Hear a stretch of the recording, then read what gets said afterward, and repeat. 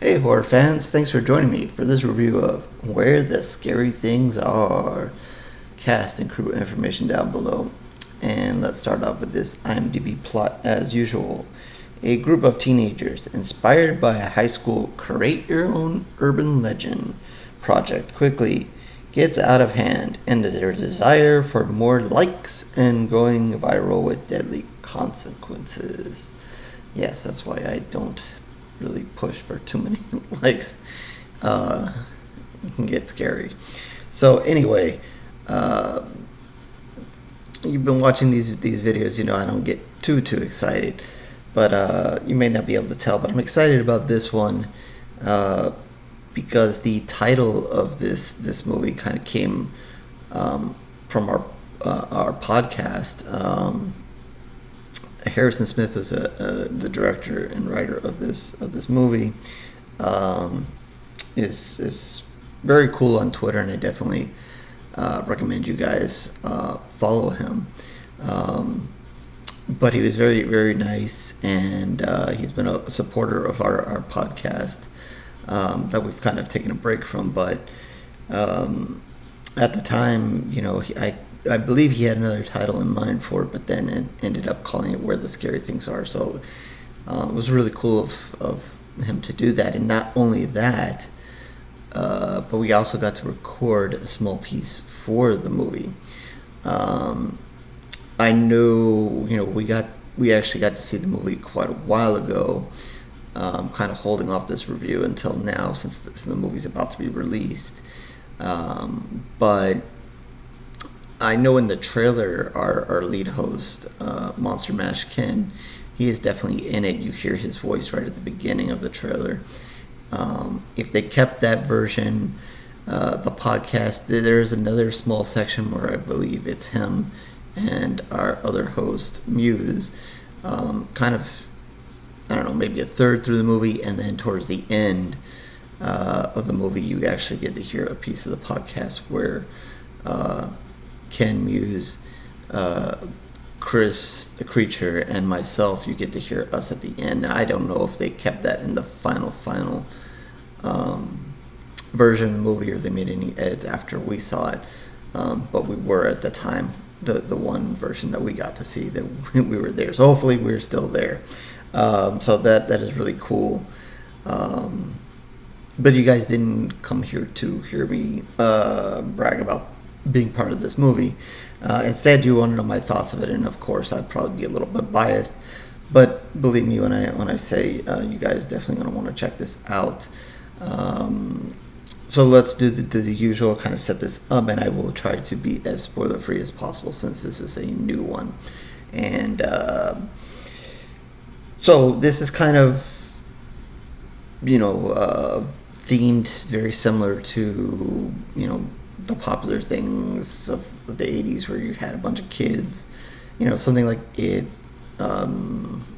something like the Monster Squad, or even more recently Stranger Things, where you have a bunch of kids here, and they're going to find themselves kind of in trouble with something they don't know, something they can't handle, a creature, not monsters like in the Monster Squad or like Dracula and werewolves, and not really quite the Stranger Things, but maybe close in a way.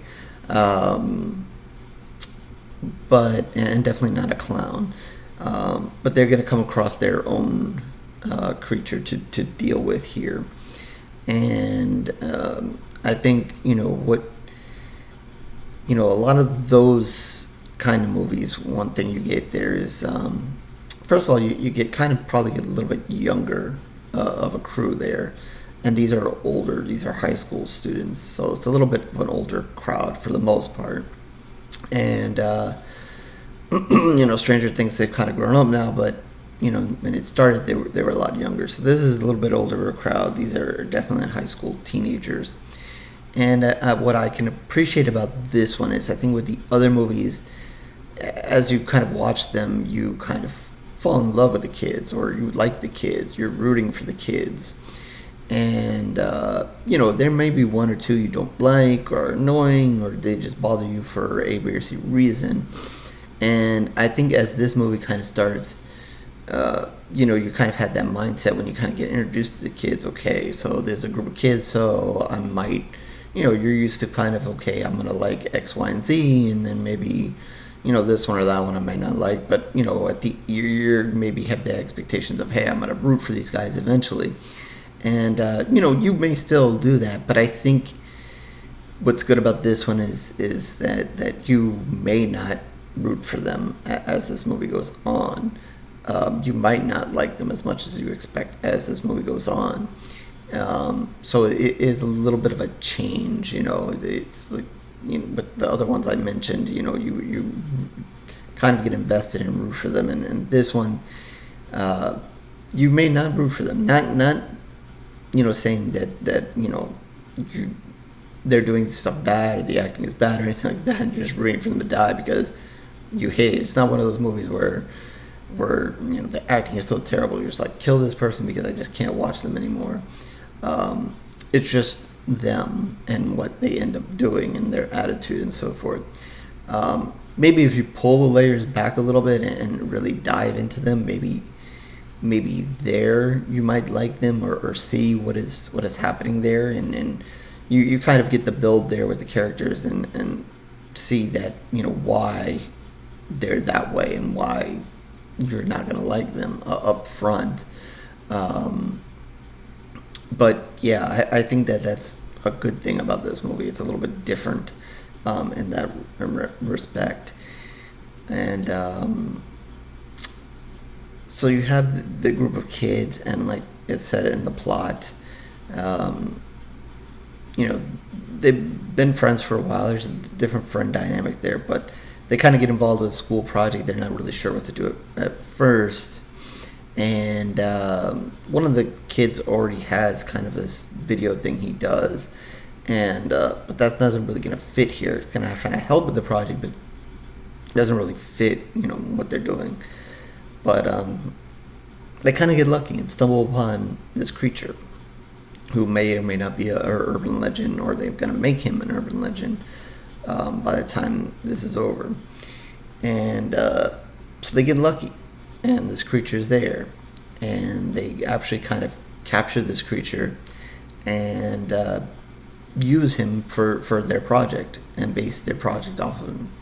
And obviously that's all good for them and all good for the start and all good for getting an A in their class. But that capturing a creature is probably just not a smooth operation and probably not going to go well. And, I'll kind of leave it at that as far as what's going to happen. I do have to say, props to the special effects here. The creature is pretty badass. He looks really good. And they do, they make the most of it. It's not, it's, I don't, it's more of a limited location movie. They filmed this during COVID, so it's not like they're moving the creature all over the place and it's hunting people down and that kind of movie. It's more of a central location, so while you don't get to see the monster everywhere and in different spots, I still think they make the most of it, and he's definitely really cool looking and really creepy looking. And he obviously has to be scary because it's where the scary things are, and I think he definitely meets that definition. So, that's the basics of it and basics of where this goes. And, I don't want to kind of spoil kind of how it plays out, but it's definitely, like I said, it's definitely different watching this group of kids, because I know that when I watch it, besides the excitement of our podcast being in the movie, you kind of get turned into the life of the kids, and you kind of have that expectation, or when am I going to like these kids, and you want to like these kids, and of course as the movie comes on, there's not much to dislike, besides maybe for one or two things I'm not going to say, but you're just kind of waiting for that moment, and it's kind of a spin on it, where I said, usually you may like a majority of them and not like, one or two. This is where you're probably not going to like most of them, but maybe like one or two. So I like how that was kind of flipped over. And this is also um, filmed at a haunted house attraction in Pennsylvania somewhere. I don't remember the name of the exact one, but I know it was in the press release that we put out for it. But that makes it a little extra cool there in the location. As far as filming, that was pretty cool, and probably was pretty cool behind the scenes. We and like I said, the kids do a pretty good job in this movie. We got to do an interview with them, but this was a while ago, so I don't remember how much acting experience they said they had. I don't believe they had a ton, but they do a really, really good job in this movie. Like I said, it's not that you're gonna hate the kids because the acting is that bad. It's not that at all. And it's kind of a back and forth between them being at school or a little bit in their personal lives, and then where they're kind of holding this creature. And but I think it's an exciting movie, and they really do a good job. They did this during COVID, so I think they pulled it off pretty well, and this was eventually picked up. It's been in the works for a while. We've known about this for a while, so to kind of hold off on this review till now is kind of crazy. But it was eventually picked up by Lionsgate, which is also pretty cool to have a big film studio pick this movie up. I really wish I would have gotten a chance to see this in theaters, but I haven't ventured out to the theaters yet. So, I'll have to settle for the small screen here, but still exciting regardless. So I'm going to stop rambling on and bragging about this movie. I just, hope you guys will check it out, whether on digital or DVD or however you guys are going to catch this. If I remember, I will try to include a link to the press release that officially tells you where you can see this movie and so forth. So you guys can definitely find it. But I hope you guys check it out. So I'm going to give it 3.5 pools of blood. That is out of 5. I'm not trying to do it because I'm biased, but I did enjoy the movie, and I always like when I see something that kind of plays out a little bit differently than what we usually have. And like I said, the creature is pretty cool in itself. Like I said, it's been a while since I saw the movie. I don't think it was huge in the blood and guts aspect, but that is all right. I could be wrong. I just don't remember. Like I said, it was been a while since I've seen it. I'm definitely going to watch it again once this hits the official release again. I want to see if any changes were made, or just to enjoy it again. Because like I said, it has been a while. So yeah, 3.5 pools of blood, and like I said, I will. Well, it's all in the press release, so I'll just make sure the press release is there. I believe that information is there. As far as following Harrison Smith, because he's definitely worth it, and a big thanks to him again for letting us be a part of the film, because that was pretty cool, and definitely a different experience.